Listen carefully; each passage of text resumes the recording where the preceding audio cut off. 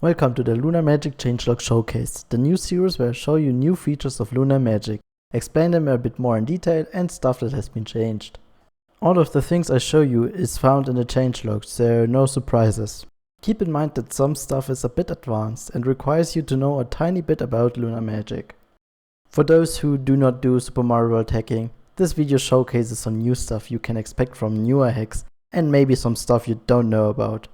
We begin with something big. We got more level shapes, yes! Just a quick recap. We only had two shapes, horizontal levels and vertical levels. Now we can be a bit more flexible with the level format, and by a bit I mean we have now 33 level shapes. This is accomplished by sacrificing some horizontal space to have more vertical space. Let me show you the layout of all 33 shapes. All of them are considered as horizontal levels. Well, this one is actually the vertical level we already had before. We can actually ignore that level format now. You can replicate that with horizontal level mode hex 1b. Well, the only thing that is different is how screen exits are handled. In the vertical level, you have screen exits going horizontal across the level, stacked on top of each other. In the horizontal vertical level, they are stacked and 2 screen exits per row. Just look at the comparison on screen. As you can see, they don't really match height-wise. I should also mention the level formats hex 1d to hex 1f. Those shouldn't be used, but still work fine. I guess you can use hex 1d when you do not need vertical scroll, but still want to put a ceiling above the screen and something below the screen like lava. Sadly, in those level formats you do not gain any width. And also do not use them, they might change in the future. Well, how do we change the level shape? First, we click on the Open Change Properties in Header dialog button and use the second drop-down box labeled Horizontal Level Mode. In my case, I want a square-ish shaped level, so I choose Horizontal Level Mode hex 16. Clicking on OK will bring up a warning message, saying this will remove everything going outside of the level shape. In my case, it doesn't matter. I'll just delete everything with Ctrl plus Delete after changing the shape. As you can see, it just cut off the part before the slanted pipe from Yoshi's Island 1, and we can scroll a bit downwards. To visualize this a bit better, I enabled the subscreen view. That's it, we can now build whatever our heart desires. In the near future, we will definitely see some cool level ideas popping up. The handling of sprites has been improved. You can even control a tiny bit when sprites should spawn. Well, you can't control that behavior in a real vertical level. You can only do that in a horizontal level.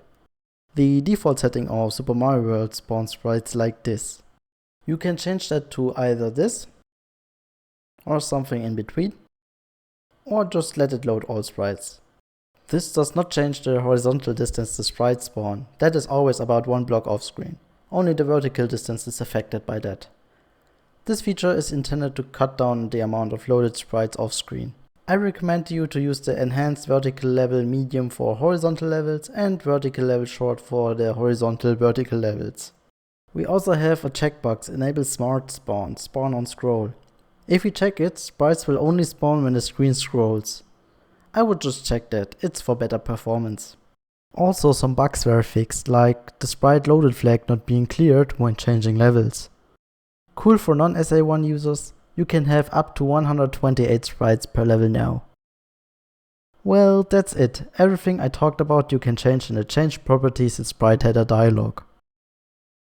Objects will now work better in vertical levels. In older versions, you couldn't put objects between 2 subscreens on the horizontal axis.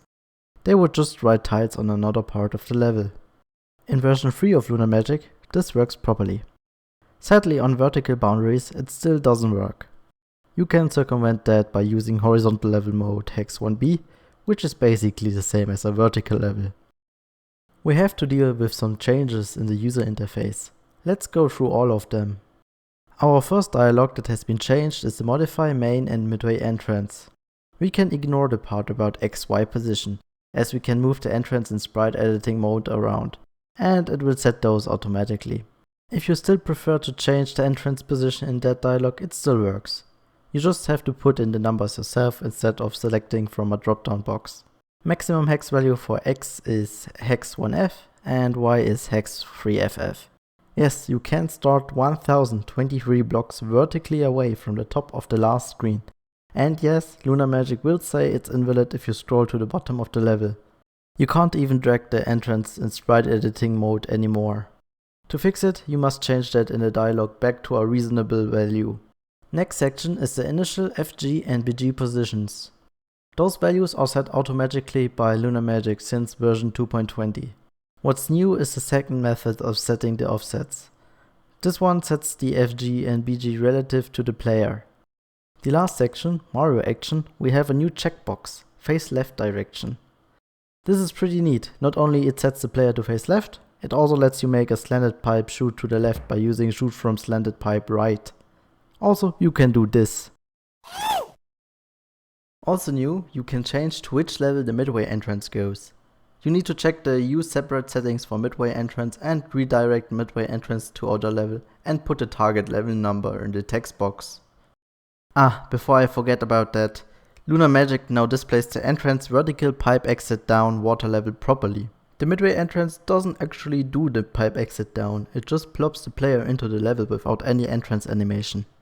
This is an unused feature of Super Mario World. The GBA port did use that in the level Donut Secret 1 and maybe others. I haven't played the GBA port that much.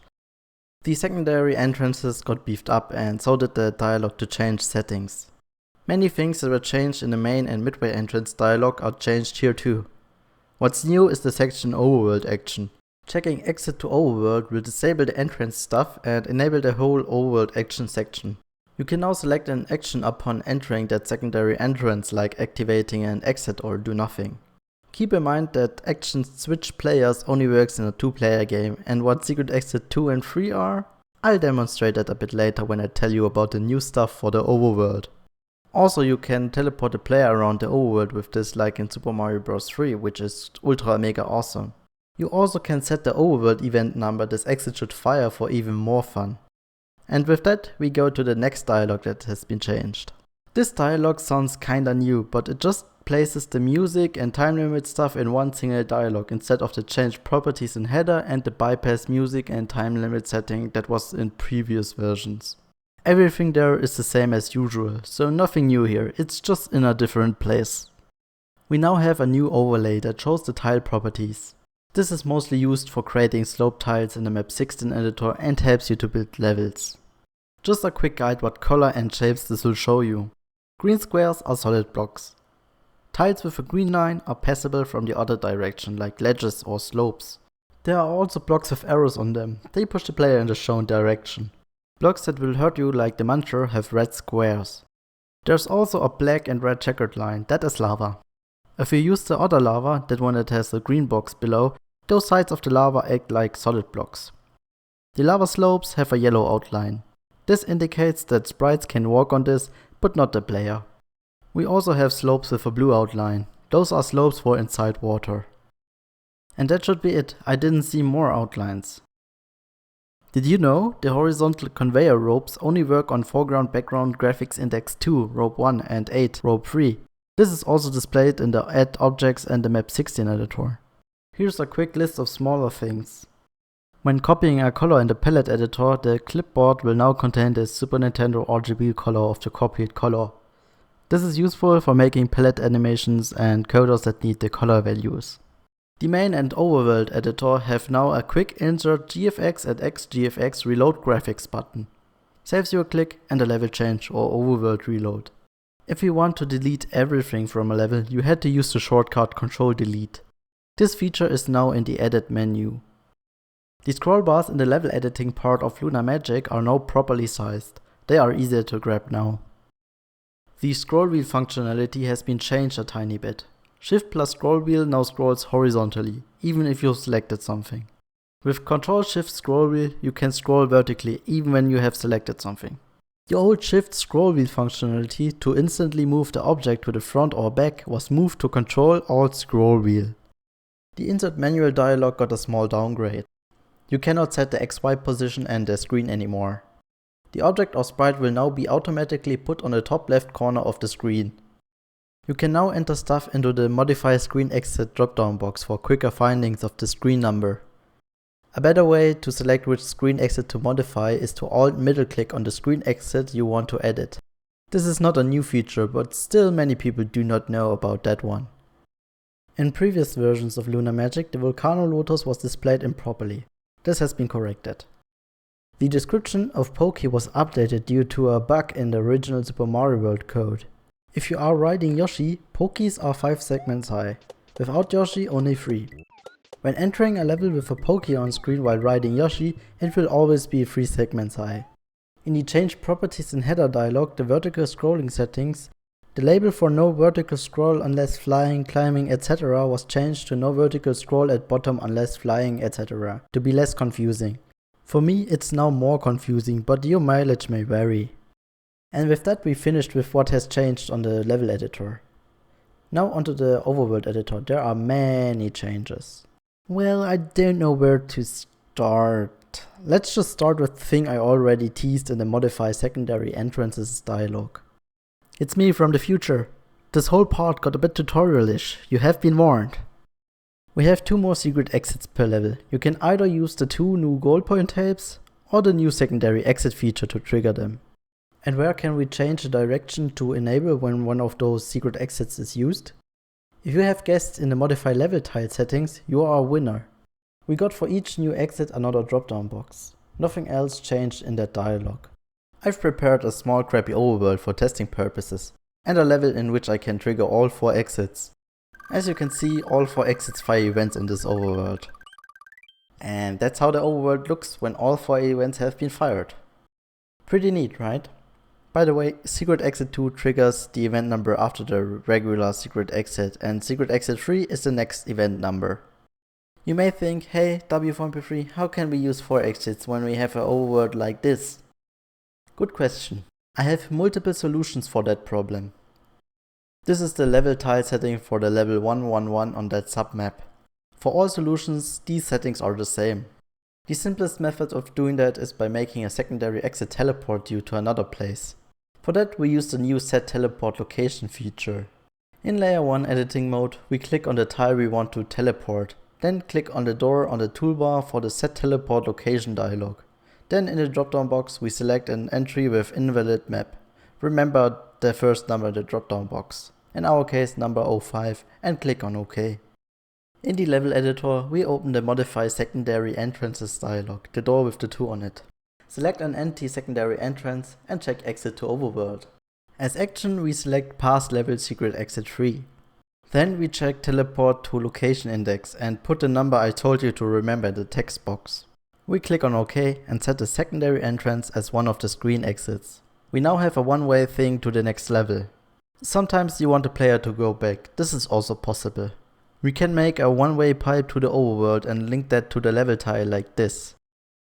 Not the 100% perfect solution, but it works. Let me show you another cool thing I did.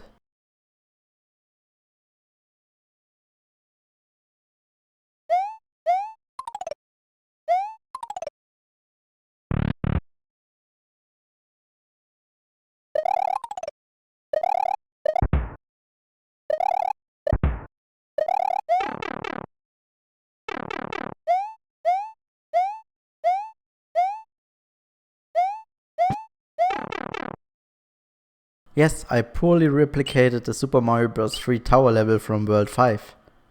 This is now possible without any custom blocks or level ASM.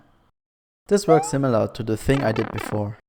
The boss door teleports back to the grassland with a secondary exit, and the pipe in the second level leads to the sky. With that I show 2 new features, the extra secret exits and the new set teleport location dialog. What we also got are 128 more entries in the star pipe and teleport table, just because of the secondary exit to overworld thing. Also cool, you can now link pipes and stars to any tile you want to make a one-way teleport without fiddling with 2 pipes or stars and hoping it works. Let's talk about smaller things, overworld related. You can now give the crossing level tiles hex 84 to hex 86 a level name and set which directions are active. Did you know? There's a ghost sprite in Forest of Illusion that only appears after you have beaten either Forest of Illusion 1 secret exit or Forest of Illusion 3 regular exit. You can now modify which events allow the appearance of that ghost.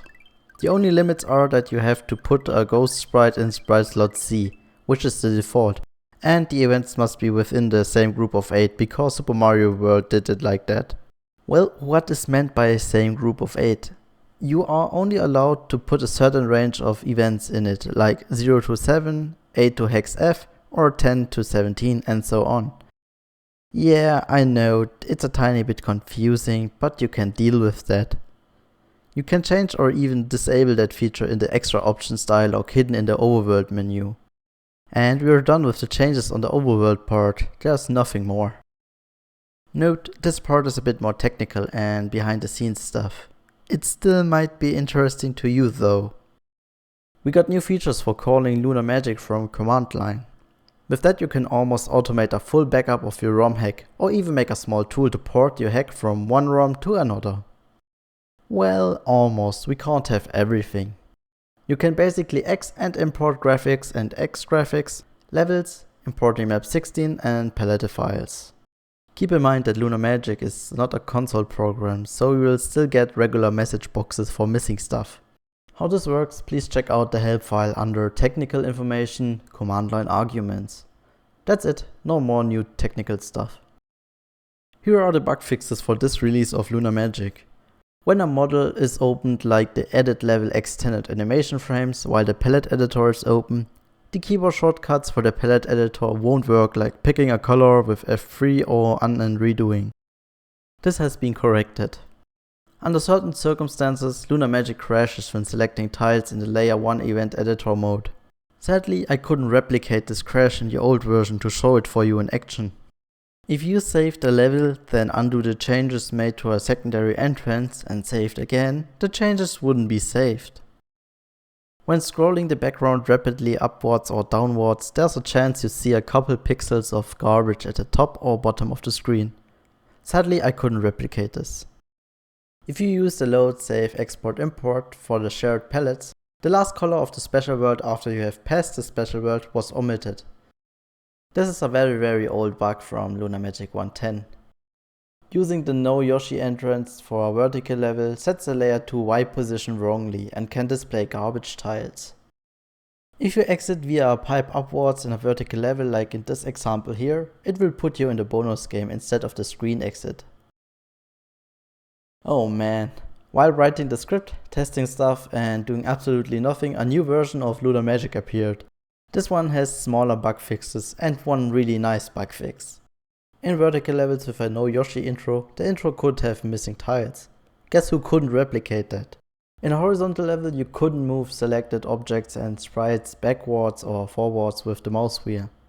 I actually encountered this too and wanted to mention it in the part where I explained it. Well, it's now fixed. The warning for the display level message 1 generator could be triggered in the intro screen when you import multiple levels with the import multiple levels from file function. If you place the start position of the player near the far right side of a horizontal level, the game wouldn't set the camera right and will jump when the camera scrolls. In earlier versions you could fix this issue by applying a patch. Now you don't need to, and that makes everyone happier. Oh no, not another update went live while recording the voiceover stuff. This is definitely not helping me finishing this. Let's see what we got here. Lunar Magic couldn't convert secondary entrances that used method 2 for horizontal levels from earlier versions. If you have already used a prior version of Lunar Magic 3, you can fix that by pressing Alt-Shift F11 and save the level. Since Lunar Magic 2.50, you could crash the editor by trying to import a map 16 file while the remap dialog in the background editor was open at the same time. This is not happening anymore. The forest tree top object has been fixed to work on all Y positions. I actually couldn't replicate this one. In Lunar Magic 2.53, it works properly on all Y positions. Remember me talking about the tile overlay thing some minutes ago? Well, we got one more new tile type to see, line guides. These black and white dashed lines indicate where those are and what shape they have. This one can be found in the view menu or just by pressing Shift F2. In the remap dialog of the map 16 editor you can now set a rectangle of act as settings with the specified base. How to use that feature, please check the help file and do not ask me how to use it because I don't know myself. Before I forget, I programmed a web thing where you can check out the new level shapes inside your browser. I posted that on SMW Central in the C3 Winter 2019, and to my surprise, it even got featured in the Robebox. Phew, that was a lot of new things. I hope you now know more than before and use that new knowledge to make awesome stuff. This is now the part where I plug my stuff. Follow me on Twitter for even less frequent updates on what I do. Also, I have a Twitch thing where I might consider to stream some Super Mario World hacking stuff in the near future. Here's the last video I uploaded, and the last episode of The Project, a very frequently updated series about me making a Super Mario World hack. Thank you for watching and stay fresh.